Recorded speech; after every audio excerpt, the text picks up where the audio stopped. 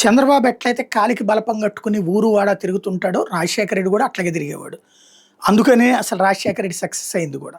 అయితే రాజశేఖర రెడ్డి వెళ్ళినప్పుడు సక్సెస్ఫుల్‌గా చేసుకుంటూ వచ్చేవాడు. అది కొంత ప్రయోజనం ఎక్కువగా ఉండేది. ప్రచారానికంటే కూడా ఎక్కువగా పబ్లిక్ సమస్య సొల్యూషన్ వైపుకి వెళ్ళడమే ఒక 108 లాంటిదో, ఒక ఫీజు రియంబర్స్‌మెంట్ లాంటిదో, లేకపోతే గనక పేదలకి ఇళ్ళు, ఇందిరమ్మ ఇళ్ళు, రాజీవ్ గృహకల్ప ఇళ్ళు లాంటివి వచ్చినటువంటి సందర్భం. ఇదంతా ఇప్పుడు ఎందుకు చెప్పాల్సొస్తుందంటే, రచ్చబండ అనే కార్యక్రమం ఏ ఊరుకు ఆ ఊరిలోనే రచ్చబండ ఉంటది. అక్కడేది ఒక చెట్టు చుట్టూతో బండ అక్కడ కూర్చొని మాట్లాడేటటువంటి కార్యక్రమం.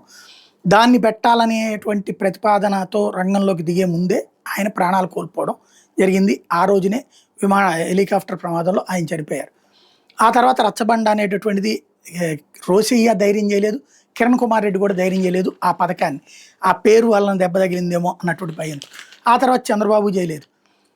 ఆ పేరుని వాడుకుని గెలిచింది మాత్రం రఘురామకృష్ణరాజు. రోజు తన ఇంటి దగ్గర ఉన్నటువంటి చెట్టు, ఆ చెట్టు దగ్గర ఉన్న రచ్చబండ దగ్గర కూర్చుని సోషల్ మీడియాలో పోస్టులు పెట్టడం, తద్వారా టీవీ ఛానళ్ళు, పేపర్ల దృష్టిని ఆకర్షించడం, వాళ్ళు ఇంటర్వ్యూలకు పిలవడం, జగన్కి వ్యతిరేకంగా ఆయన ఇంటర్వ్యూలు ఇవ్వడం, తద్వారా జగన్ ఆయన ఇబ్బంది పెట్టడం, కేసులు పెట్టి అరెస్ట్ చేసి హింసించడం.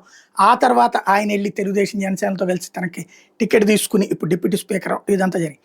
ఆ రచ్చబండ పేరుతో ఇప్పుడు కార్యక్రమాలు వైసీపీ అధికారంలో ఉన్నప్పుడు 5 ఏళ్ళు చేయలేదు, కానీ ఇప్పుడు చేస్తోంది. రచ్చబండ అనేది ఏంటయ్యా అంటే, ఈ మెడికల్ కళాశాలలకు సంబంధించినటువంటి దాని మీద 1 కోటి సంతకాల సేకరణ తీసుకోవాలి.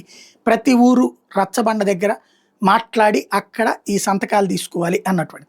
ఇది ఏ మేరకు సక్సెస్ అయింది? నిజంగా రచ్చబండ కార్యక్రమం అంటే గ్రామీణ ప్రాంత వైఎస్ఆర్ కాంగ్రెస్ పార్టీ నాయకులు రంగంలోకి దిగి చేయాలి. ఆ ప్రాంత నియోజకవర్గ ఇన్ఛార్జీలు దగ్గరుండి చేయాలి. చేస్తున్నారా? సక్సెస్ఫుల్గా నడుస్తుందని సజ్జలు చెప్తున్నారు. ఎంతవరకు వాస్తవం అన్నటువంటిది కార్యకర్తలు చెప్పాలి.